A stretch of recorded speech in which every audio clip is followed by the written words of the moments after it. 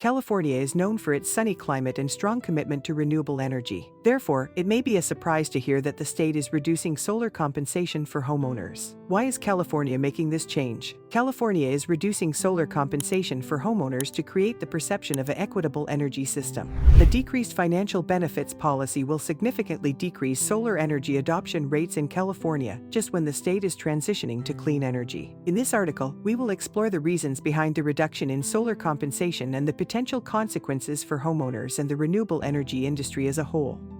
How the reduced compensation will affect homeowners. On December 15, 2022, the California Public Utilities Commission approved Net Energy Metering 3.0, which reduces solar compensation for homeowners. For existing NEM customers and customers with NEM 2.0 agreements through April 14, 2023, NEM 3.0 has no impact. The reduced compensation for solar energy in California affects homeowners in the following ways. Decreased financial benefits.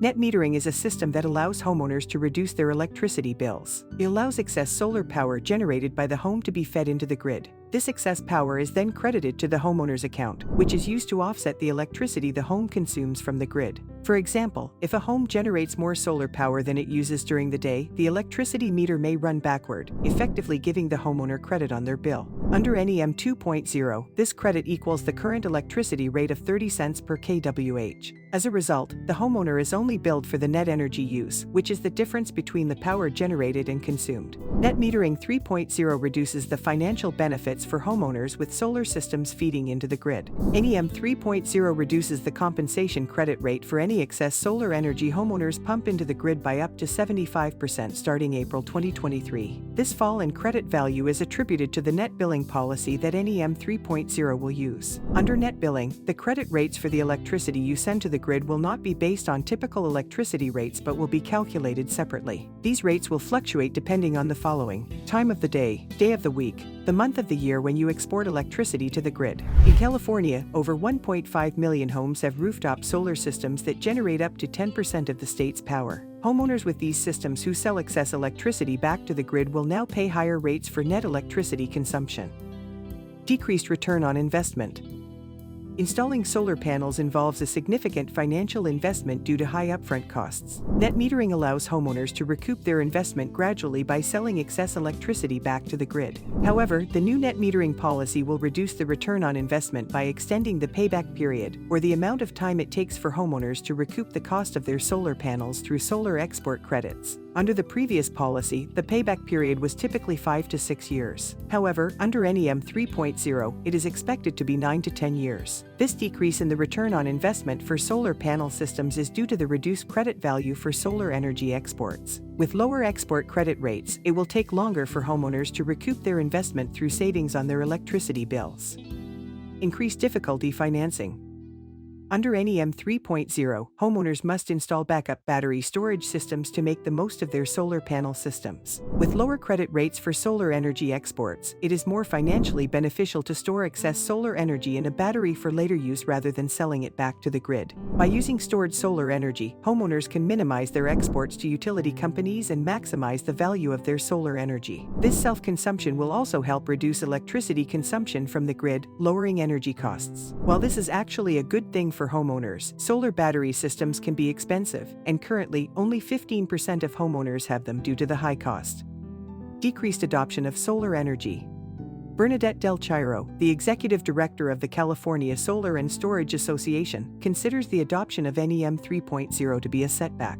Del Chiro warns that the new policy will significantly decrease solar energy adoption rates in California, just as the state is working towards a transition to clean energy. The reduced credit rates will discourage homeowners from installing solar panel systems. Woody Hastings from the Climate Center echoes these concerns, stating that the rules adopted by the CPUC risk slowing the growth of clean energy in California. Also, many solar companies will face headwinds, and many clean jobs will be lost. California reduced compensation for solar energy. NEM 3.0 isn't all bad news.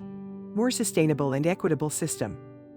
Critics of NEM 2.0 have pointed out that it is not equitable, as solar panel systems are typically installed by high and middle-income families rather than low-income families. Solar homeowners tend to have lower energy bills due to their solar systems, which means they contribute less to the fixed costs of utility companies, such as transmission and distribution costs, which are ultimately passed on to all taxpayers, including non-solar homeowners. Meanwhile, solar homeowners receive credits as incentives, which again are a cost that is passed on to taxpayers. The new net metering policy, NEM 3.0, aims to create a more sustainable energy system in California by reducing credit compensation rates and thus increasing equity. Non-solar homeowners, many of whom are low-income families, have shouldered a disproportionate share of the costs in the past. Unfortunately, the postulation that reducing incentive for residential solar panel installation while simultaneously telling everyone they need an electric vehicle by 2030 does not help the poor either. Not only does it stymie the effort to increase solar power, but happens right when you need it most to facilitate the power grid's transition to electric vehicle charging.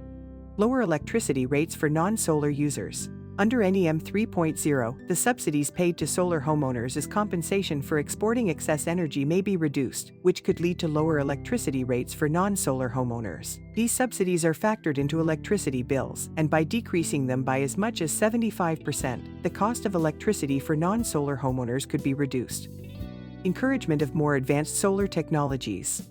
The adoption of NEM 3.0 is a challenge for solar companies, as they may need to adapt in response to changes in demand and incentives. This may involve developing more efficient solar systems and battery packs and improving installation techniques to encourage the continued adoption of solar energy in the future. The impact of solar farms on real estate values.